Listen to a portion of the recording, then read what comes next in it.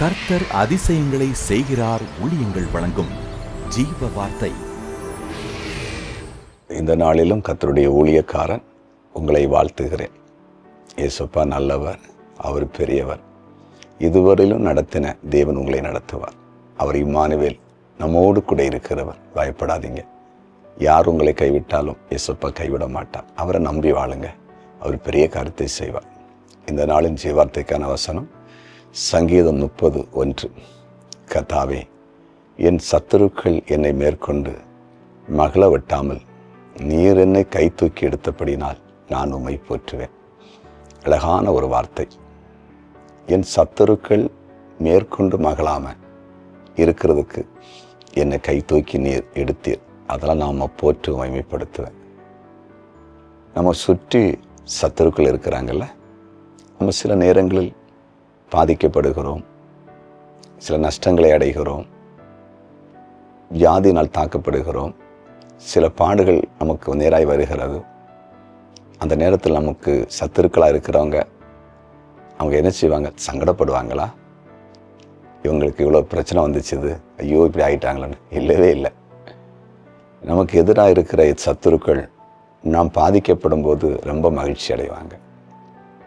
அதனால் இந்த வசனத்தில் சங்கீதக்காரன் சொல்லாரு, சத்துருக்கள் மேற்கொண்டு மகளாமல் இருக்கிறதுக்கு என்னை பிரச்சனைகள் நடுவில் நான் இருக்கும்போது என்னை கை தூக்கி எடுத்தீர். அப்படின்னா என்னை விடுதலை ஆக்கினீர். எனக்கு நீர் மறுபடியும் பழைய வாழ்க்கையை கொடுத்தீர். அதை காட்டில் மேன்மேலே கொண்டு வந்து இப்போ சத்துருக்கள் மகிழ்ச்சியை நிறுத்திட்டாங்க. அதனால் நான் உம்மை போற்றுவேன். இன்னைக்கு உங்களோடு தான் ஆண்டவர் பேசுகிறார். உங்கள் வாழ்க்கையில் வந்த சில பிரச்சனைகள், போராட்டங்கள், நெருக்கங்கள், ஏற்கனவே உங்களுக்கு எதிரிகளாக இருக்கிற சிலருக்கு சந்தோஷமாக இருக்குது. ஆண்டவர் பார்க்குறாரு, என் பிள்ளைங்க இந்த பாடுகளுக்குள்ளே போகும்போது அநேகர் மகிழ்ச்சி அடைங்கிறாங்களே, ஆனால் எனக்கு அது வேதனையாக இருக்கிறது.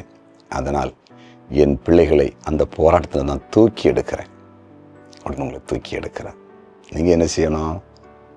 சத்துருக்களை மகளோடாமல் பிரச்சனைகளிலிருந்து உங்களை தூக்கி எடுத்து வெளியே கொண்டு வந்து உங்களை அதிசயம் நடத்த போகிற ஆண்டவரை என்ன செய்யணும்? போற்றி துதிக்கணும்.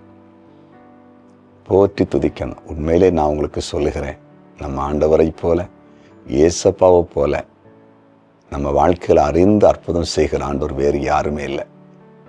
எல்லா சூழ்நிலையும் கவனித்து செய்கிறார். பார்த்தீங்களா? நமக்கு ஒரு கஷ்டம் பாடு வரும்போது சுற்றி இருக்கிற மக்கள் எவ்வளவு சந்தோஷப்படுவாங்க. அதை கூட அவர் புரிகிறாருன்னா எவ்வளோ பெரிய தேவன். இன்றைக்கு உங்களுக்கு அதிசயம் நடக்கும். உங்களை தூக்கி எடுக்க போகிறாரு, விடுதலை தரப்போகிறாரு, எதிரிகள் வைக்கப்பட போகிறாங்க. அதிசயம் நடக்க போகுது. ஜெபம் பண்ணுவோமா? ஜெபிப்போம்.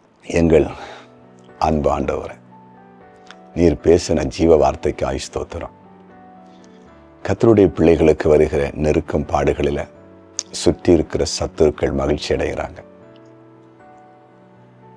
அதை நீர் பார்த்து தொடர்ந்து அவங்க மகிழ்ச்சி அடையாமல் இருக்கும்படிக்கு பாதிக்கப்பட்ட உம்முடைய பிள்ளைகளை நீர் கை நீட்டி தூக்கி எடுத்து அவங்கள விடுதலையாக்கி மேன்மைப்படுத்துகிறவர்.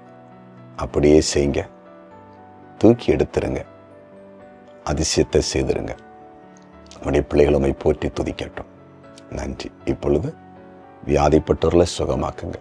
பிசாசும் பிடியில் இருக்கிறவங்கள விடுதலையாக்குங்க. சமாதானம் இருக்க சமாதானத்தை கொடுங்க. தேவையில் இருக்கிறவங்களுக்கு தேவைகளை சந்திங்க. பிறந்த நாளை இதை காண்கிற ஒவ்வொருவரையும் ஆசீர்வதிங்கப்பா. திருமண நாளை காண்கிற ஒவ்வொரு குடும்பத்தையும் ஆசீர்வதிங்க. மேன்மைப்படுத்துங்க.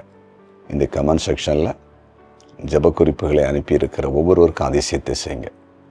சாட்சியாய் அநேகரை நிறுத்துங்க. இயேசுவின் நாமத்தில் பிதாவே, ஆமென்.